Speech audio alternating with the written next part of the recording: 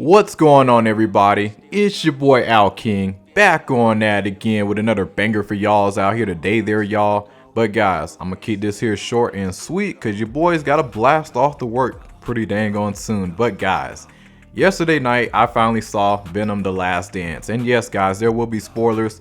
Obviously, I watched this thing hella late. But man, I gotta say, I'm really surprised at how this film turns out. I'm really astonished. Guys, because I was listening to some of my friends and just certain people, and they were just like, I heard some people said it was good, some people say it was not good. And guys, when you're hearing mixed reviews or not hearing the best things about a certain type of film, don't immediately exclude it out of just not watching because of what everybody else says. Go out there and go give it a watch for yourself, because for all you know, you might actually like it.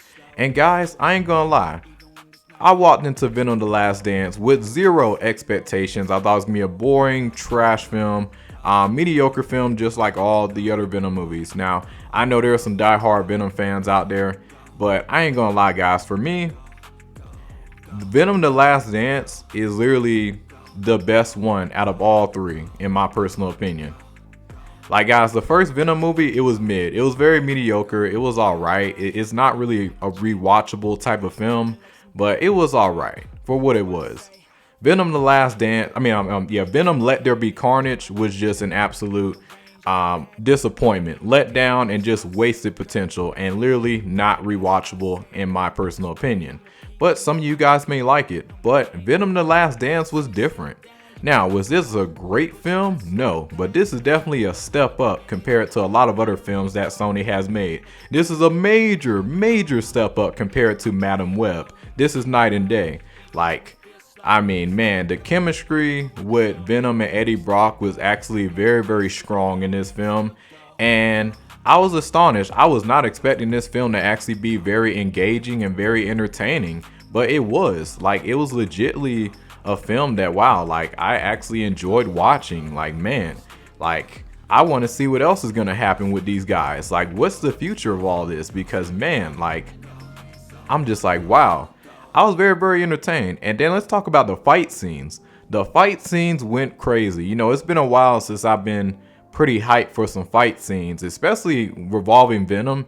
Man, the ending, the end scene where you see all the symbiotes fighting, and they fighting all, the ones that's coming out of, Venom's home world. Man, that was cool, seeing all them coming out through the portal. And then on top of that, you got the symbiotes that's been captured here on Earth, running from Noel and everything, and the army that's coming their way. Man, seeing them all team up, seeing the symbiotes get down, and was just absolutely incredible. Man, I really enjoyed it. That's the type of things that make a Marvel film worthwhile. And this was one of those films, man. Great job, Sony. This is what the first Venom should have been like. Engaging like this. It doesn't have to be crazy accurate and everything, but this film nailed it in terms of keeping me on, just keeping me entertained. It did a great job with that, and that's why I really enjoy this movie. And I'm telling y'all, hey, Marvel, Sony, y'all gotta keep on going on this rhythm right here. But there is one big flaw when it comes down to Venom: The Last Dance, and just Sony in general with their whole superhero stuff, and that is their cut scenes at the end. Well, the first one was cool, Noel, seeing him as a cut scene. I was actually surprised that Noel wasn't really much in this film. He was at the beginning, and then parts, he wasn't really in this film, hardly at all. But I'm cool with that, because I know it's gonna build up after, once Spider-Man 4 comes out. So, I know Noel, he still has a big possibility of showing up. And now there are some things I do wonder, which I'm gonna get into. But I ain't gonna lie, man. I know a lot of people be upset that Noel wasn't in the film as much. I'm okay with that. Save him for, Spider-Man and stuff. Because let's be honest, if Noel pulled up, it would have been a massacre. We already knew that. So I'm glad Sony didn't screw up Noel by just incorporating him and having him go pull up to Earth, destroy everything, or somehow make up some dumb where Venom and Eddie Brock actually takes out Noel. Like, come on, like, nah. It's gonna take a lot more than that, you know, to take out Noel. So I'm glad they didn't screw him up like that. But I ain't gonna lie, man, I'm pretty impressed. You know, this is what I want to see more of. You know, I felt this film nailed the Venom character probably better than all the other ones. You know, like, we definitely saw a very goofy side to Venom, which that's how he automatically is in the comics. And I can tell, you know, yeah, they did a, like, in this film, guys, they did a great job with this film, my personal opinion. I don't care what anybody says, I'll go watch this movie again. Like, that's how good it was to me. And in terms of Venom dying, you know, at the end, I know some people were upset about that. They was like, man, I'm so mad Venom died and this and that. Well, honestly, I think Venom is alive, and I'm gonna tell y'all boys why. So let's go way back to Spider-Man No Way Home. When Venom got blasted back to his universe, remember a droplet of his symbiote was left in the Peter Parker's world, you know, Tom Holland Spider-Man world.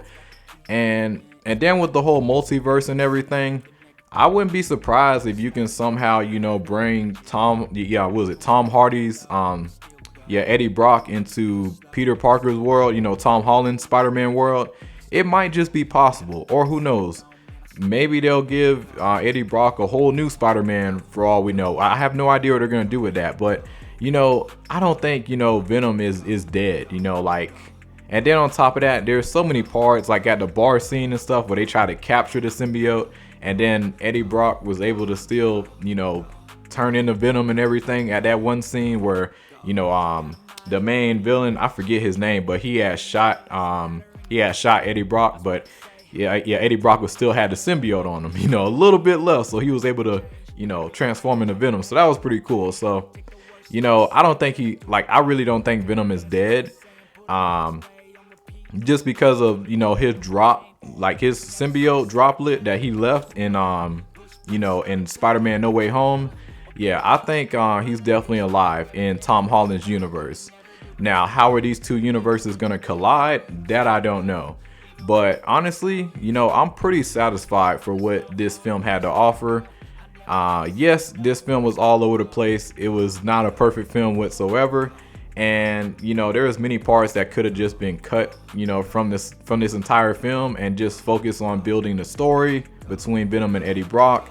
It would have been a lot better. But other than that, for what we got, this was better than a lot of other, you know, projects that Sony has launched in terms of Marvel. So way to go, Sony. Good job on this one. Keep up the good work. This is what I want to see more of. The fight scenes at the end went crazy, but yeah, guys, that's really all I gotta say. It's your boy Al King. Like and subscribe, share. Let me know what you guys think of Venom: The Last Dance. I think it was fantastic, and I ain't gonna lie, man. Like, this, I gotta put it up in my top 10 list. Yeah, I don't know where to rank it, but this was a solid film. That's crazy. The last one in the trilogy is the best one in the trilogy.